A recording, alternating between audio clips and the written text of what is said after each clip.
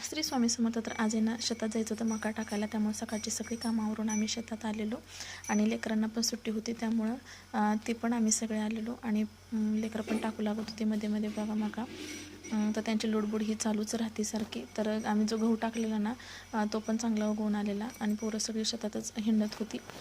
तर मला ना संध्याकाळी जेवणामध्ये ना अळूची वडी बनवायची होती. तर ना अळूची पानं एवढी मोठी होती आणि ही जी पानं आहेत ना मोठी आहेत पण इतकी चविष्ट लागतात ना खायला.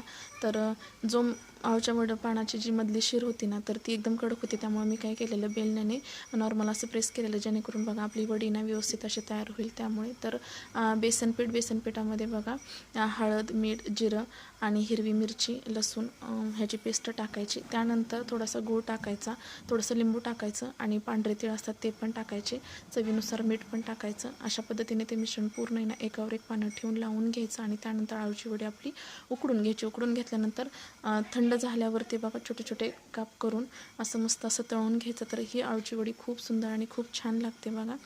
तर जेवण वगैरे झालं आणि त्यानंतर संध्याकाळी शेकोटी केलेली, कारण आता थंडीचे दिवस चालू आहे. तर व्हिडिओ कसा वाटला, व्हिडिओ पाहिल्याबद्दल धन्यवाद. भेटूया नेक्स्ट व्हिडिओमध्ये.